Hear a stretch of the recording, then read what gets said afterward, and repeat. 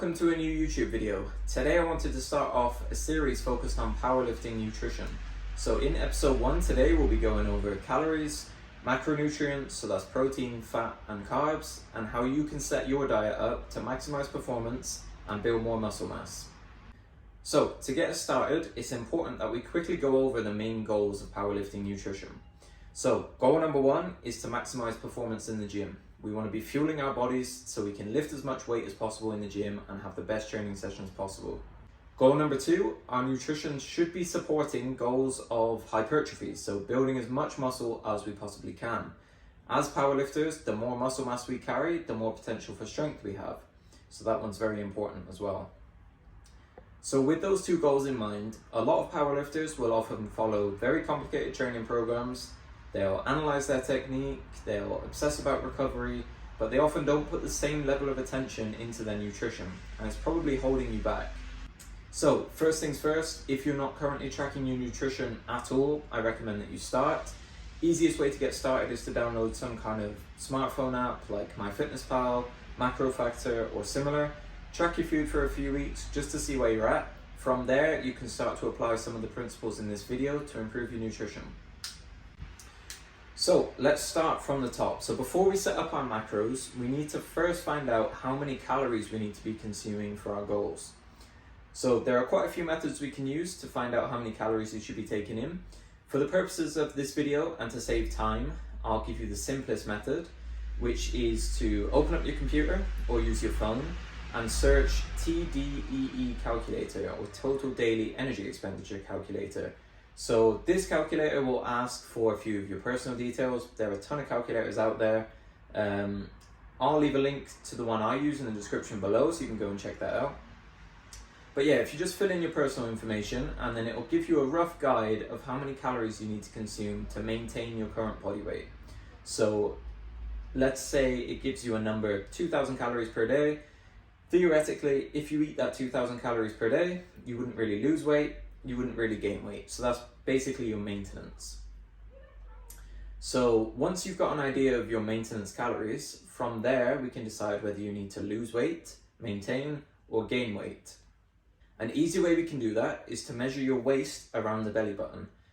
That number will give you an indication of whether you need to lose weight or gain weight. So if your waist is 35 inches or above as a male, or 31 inches and above as a female, then I would recommend that you slowly lose weight. If your waist is nowhere near those cutoff points and you have goals of maximizing muscle and strength, then I would recommend that you slowly gain weight, around half a kilo to a kilo per month. So you've got your calories, now you know your goal. So you're obviously just going to adjust the calories accordingly. So if you want to lose weight, you just subtract a little bit from maintenance. If you want to gain weight, you just increase calories a little bit. Take your body weight each day or each week and just reassess at regular intervals. That's a very basic description of how to kind of set your calories, but I'll go over that in more detail in another video. Today's focus is on macros. So once we have an estimate of how many calories we need to be taking in, we can then distribute those calories across the macronutrients. The 3 macros that we care about for the purposes of this video are protein, fats, and carbohydrates. Alcohol is technically a 4th macronutrient, but we'll save that for another video. So when I'm setting macros for a client, I always start with protein, just because it's probably the most important macronutrient for our goals as powerlifters. We want to maximize muscle growth, we want to maximize strength, so I start with protein. So just quickly to go over what protein actually is and what it's used for. So I think most of you watching probably already know that protein, in basic terms, is used for the repair and growth of muscle tissue. So obviously protein intake is very important if you have goals of hypertrophy. I'm not going to go into a huge amount of detail on what protein actually is because this video will end up an hour long, but basic terms, protein repairs and builds muscle tissue. So how much protein should you be consuming? So if you look online, you'll probably see a massive range of recommendations for protein intake, but most of you have probably heard the common 1 gram of protein per pound of body weight. So that is a pretty good place to start, but we can go into a bit more detail. So if we look at the current scientific research on protein intake, the research recommends a range from 1.6 grams of protein per kilo of body weight all the way up to 3.1 grams of protein per kilo of body weight. So that's quite a big range, and it shows that you can be quite flexible with your protein intake, just depending on your goals, your preferences in terms of foods. So for myself and with my clients, I like to aim for somewhere right in the middle of that range. So between 1.6 and 3.1, I go with about 2.2 grams of protein per kilo of body weight, which does work out to about 1 gram per pound of body weight. So that is a pretty good recommendation to start with. If you're bulking or you're gaining weight, I think you can get away with lower protein. And if you're cutting, I would probably favor slightly higher protein.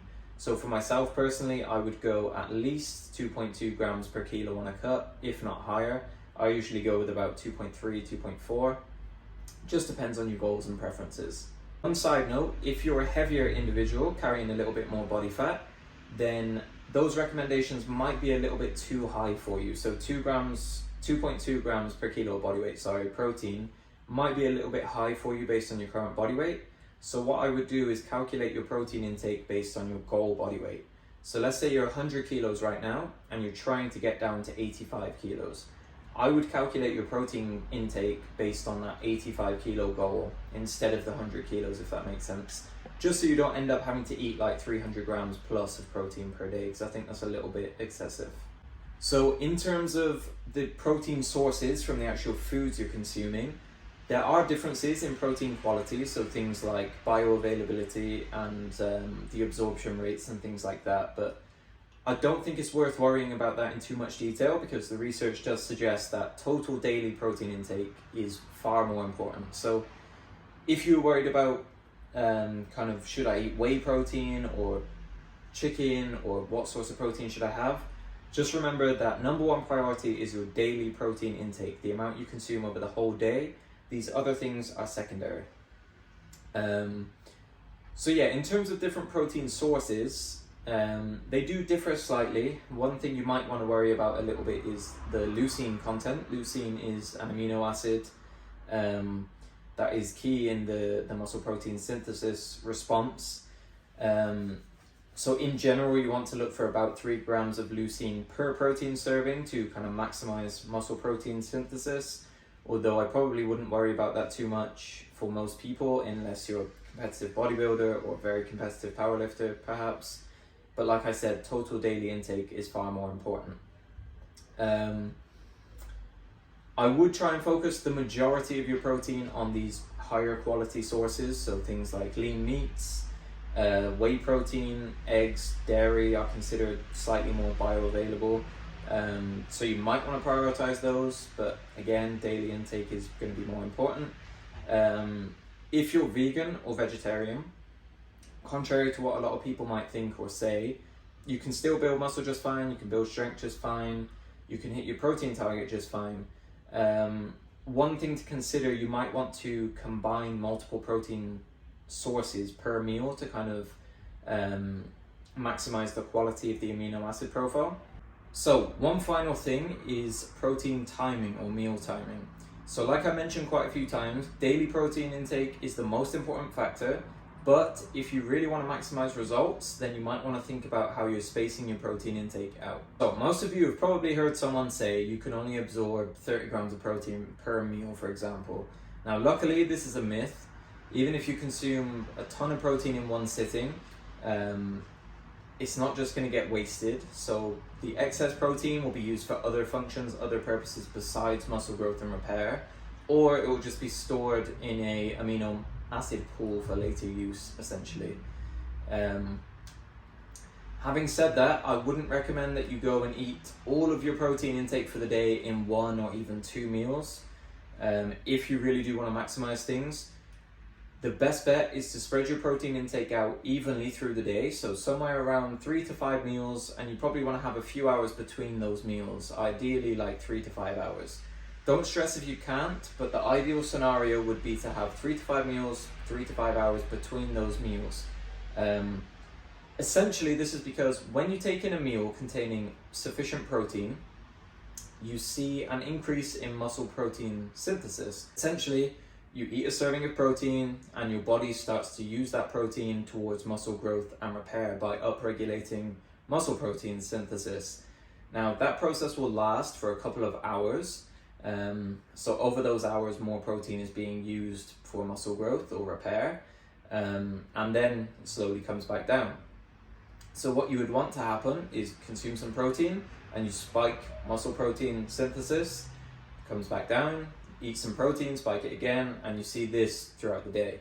Obviously, like I said, that's just an ideal scenario and we're not exactly clear on how much that impacts muscle growth, but it's something to consider if you really do want to maximize muscle growth. Just to quickly summarize, for protein intake, you want to aim for somewhere between 1.6 gram of protein per kilo of body weight, all the way up to 3.1 grams per kilo. I like somewhere right in the middle, so about 2.2 grams per kilo of body weight or 1 gram per pound of body weight.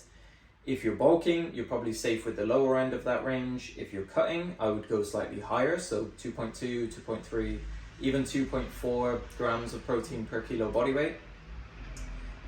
Total daily protein intake is king. That is the most important consideration, but you might benefit from spreading your protein out over 3 to 5 meals with 3 to 5 hours in between. The protein sources you consume probably don't matter a ton, but again, if you want to maximize things, you probably want to lean towards higher quality protein sources. So things like lean meats, whey protein, eggs, dairy. If you're vegan or vegetarian, you might benefit from combining a few different protein sources to improve the amino acid profile. If not, as a vegetarian or vegan, you can still maximize muscle growth and strength development with a high protein diet, even not consuming meat products. So next we're on to dietary fats. So fats belong to the class of chemical substances we call lipids. So you've probably heard that word before. So fat is a very dense energy source. It contains 9 calories per gram of fat. So 1 gram equals 9 calories, which is higher than both protein and carbohydrates. So the main function of dietary fat, besides being an energy source, is that it helps to transport some fat-soluble vitamins, so things like vitamin A, D, E, and K, if I remember rightly off the top of my head. It can also help to transport some corticosteroid hormones and other mediators of electron transport and things like that. Don't need to go into a bunch of detail on that, but just know dense energy source, and it helps to transport some vitamins and minerals and things like that. So how much fat should you be consuming in your diet? A good general guideline, and a guideline that I give to my clients, is to consume 0.5 grams of fat all the way up to 1.5 gram of fat per kilo of your body weight. That low end, so 0.5 grams of fat per kilo of body weight, would be considered a safe minimum to ensure that you're getting in all of the essential fatty acids that your body can produce naturally. Up to that high end might be when you're deep into a bulk or a gaining phase and you need energy dense food to continue gaining weight. Basically, fat intake is very much down to personal preference. So if you like to consume foods that contain a lot of fat, they just taste better to you, easier to get down, then you might want to go towards the higher end of that recommendation. If not, then you can just adjust your carbs and fats up and down accordingly to suit your taste. But like I mentioned, I wouldn't go too far below 0.5 grams of fat per kilo of body weight, just because some fatty acids are essential for survival and your body cannot produce them naturally, so it's important that you do take them in through your diet. In terms of sources of fat in your diet, you want them to come mainly from marine and plant-based sources. So marine meaning fish-based things, and plant sources, I'll go over those in a second. So overall, most of your fats should come from monounsaturated fatty acids, so things like olive oil, avocados, nuts and seeds, and then polyunsaturated fatty acids, so things like fatty fish, flax seeds, and similar things. So just to remember those in short, the acronyms you can remember MUFAS and PUFAS. Sounds stupid, but it's just an easy way to remember. Then also you should limit saturated fats to less than 10% of your total daily calories. So that includes things like cheese, chocolate, full fat dairy. They're quite high in saturated fatty acids. And if we consume too many of those in the diet, the research suggests that we tend to see an increased risk of heart disease and other chronic disease states. So just bear that in mind. One final note, I would try to basically completely avoid trans fatty acids. So often that comes in things like margarine, pre-packaged baked goods. Not only are they likely not great for health, they're also very easy to overconsume, leading to weight gain in some individuals. In terms of meal timing for fat intake, this one is very simple. I would just try and consume most of your fat away from your workouts. So your pre and post workout meal, I would make those a little bit lower in fat intake, so probably between 10 and 15 grams or less would be ideal, purely because fat intake can slow digestion. So if you have your pre-workout meal, obviously you want it to digest quite quickly. You don't want to be bloated in the gym and feeling kind of slow and sluggish. So yeah, just try and keep your fat intake to your early and late meals, and then around your workouts, just try and limit the fat content if possible. So just to quickly summarize fat intake, fat is a very dense energy source, so 9 calories per gram of fat. The main function of fat is to act as a transfer of fat-soluble vitamins, so things like vitamin A, D, E, and K. In general, I recommend that you consume 0.5 grams of fat all the way up to 1.5 gram of fat per kilo of body weight to maximize muscle and strength gain. Not that fat directly contributes to muscle growth, but that's just how I would set things up to allow for enough protein and carbohydrates in the diet. I think 1 gram of fat per kilo of body weight is a very good rule of thumb. In terms of the sources in your diet, you want to prioritize marine and plant sources, so that will be MUFAs and PUFAs that we discussed before. Limit saturated fat to less than 10% of your total daily calories, and try and avoid trans fats if possible. Meal timing is very simple for fat intake. Just try and keep your pre and post workout meals slightly lower in fat, but besides that you can't really go wrong. So on to the final of the 3 macronutrients, which is carbohydrates. Carbs are your body's primary source of energy. You could go into a ton of detail on why and the mechanisms behind this, things like gluconeogenesis, the Krebs cycle. I'm not going to waste a ton of time on going into detail like that. Just know that carbs are your body's primary source of energy. Now, they're not technically essential, so you could live without consuming carbohydrates. But if you look at the scientific research, they suggest that individuals who are on low carb diets don't tend to do as well as those who consume more carbs when we look at things like muscle growth. Now, that doesn't mean to say you can't build muscle and you can't get stronger with a low carb diet. You definitely can. A lot of people do well with the keto diet, and if it works for you, that's fine.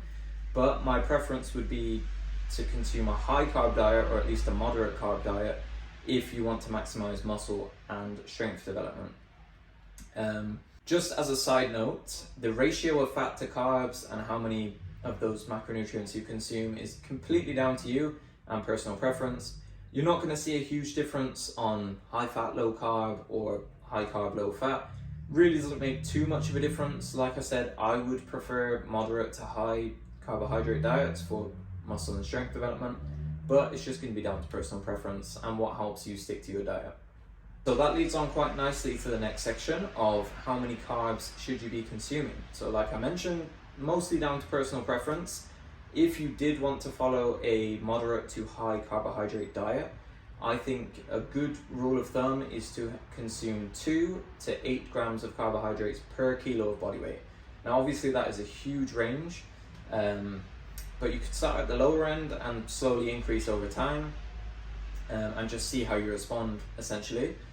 Like I mentioned before, low carb diets are also fine, just not my preference. So probably the easiest way to determine how many carbohydrates you should be consuming is just to follow the instructions in this video. So first of all, set your protein, then set your fat. Once you've done that, however many calories are remaining, just distribute those to carbohydrates to fill the rest. So all you need to do is take the leftover calories, divide by 4, and that will tell you how many carbs you should be consuming each day. The reason we divide by 4 is because there is 4 calories per gram of carbohydrate. So that's a pretty simple way for you to figure it out. So what kind of carbohydrates should you be consuming? So the bulk of your carbohydrates should come from mostly complex carbs and whole grains. So things that are whole and minimally processed, ideally. So that would be things like oats, whole grain breads and wraps, pastas, beans, fruits and vegetables, potatoes, rice, quinoa, things like that. They should make up the bulk of your carbohydrate intake. Now, a common misconception is that you should not be consuming any simple carbs, any sugar, things like sweets, anything like that. This is based on the myth that sugar is inherently bad for you, which I would argue it is not.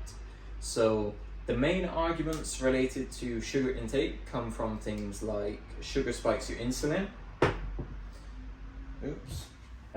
Someone will say sugar spikes your insulin.